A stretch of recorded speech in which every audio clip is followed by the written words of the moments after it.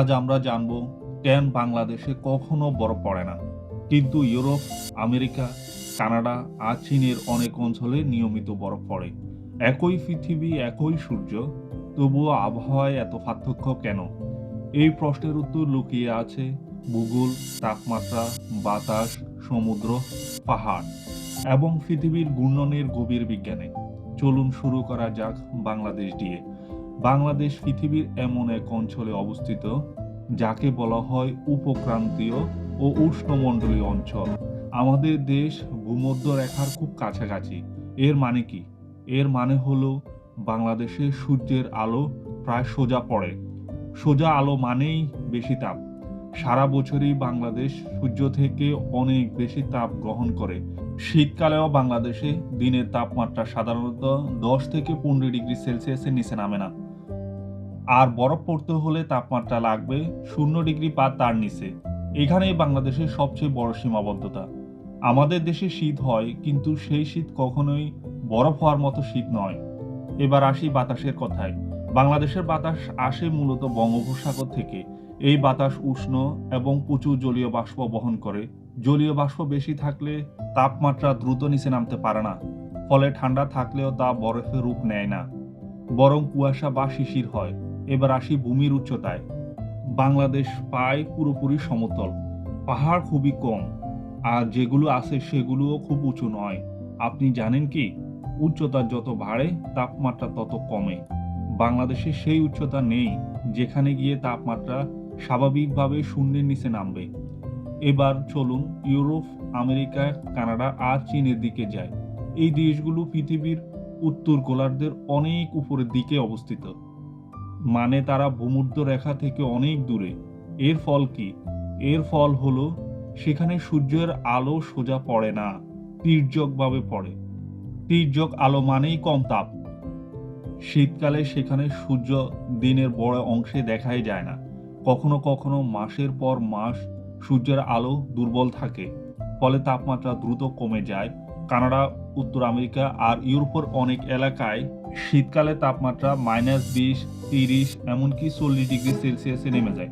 এই তাপমাত্রায় পানির কণাগুলো বাতাসে জমে যায় এবং বরফ হয়ে পড়ে। এবার আসি পাহাড়ের কথায়। ইউরোপে আছে আল্পস পাহাড়, আমেরিকায় আছে রকি মাউন্টেন, চীনে আছে তিব্বত মালভূমি। এই পাহাড়গুলো এত উঁচু যে সেখানে গ্রীষ্মকালেও বরফ গলে না। পাহাড়ে বাতাস পাতলা হয়, তাপ ধরে রাখতে পারে না, ফলে খুব সহজেই বরফ পড়ে। বাংলাদেশে এমন পাহাড় নেই। এবার আসি সবচেয়ে গুরুত্বপূর্ণ বিষয়ে, মেরু অঞ্চল। ইউরোপ, আমেরিকা আর কানাডার অনেক অঞ্চল উত্তর মেরুর খুব কাছাকাছি। সেখান থেকে আসে বরফ শীতল বাতাস। এই বাতাসকে বলা হয় আর্কটিক এয়ার। এই বাতাস সরাসরি ইউরোপ আর আমেরিকার শহরগুলোর উপর দিয়ে বয়ে যায়। বাংলাদেশে এমন কোনো মেরু বাতাস পৌঁছাতে পারে না, কারণ মাঝখানে আছে হাজার হাজার কিলোমিটার দূরত্ব আর উষ্ণ সমুদ্র।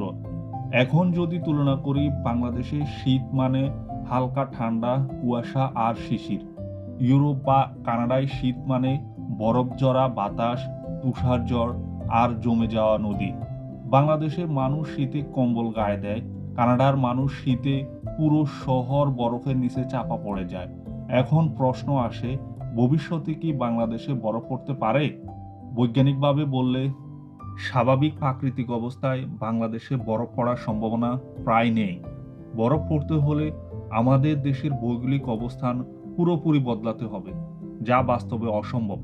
তবে জলবায়ু পরিবর্তনের কারণে বিশ্বের আবহাওয়ায় এখন অস্বাভাবিক হচ্ছে। ইউরোপে কখনো অতিরিক্ত বরফ পড়ছে, আবার কখনো বরফ কমে যাচ্ছে।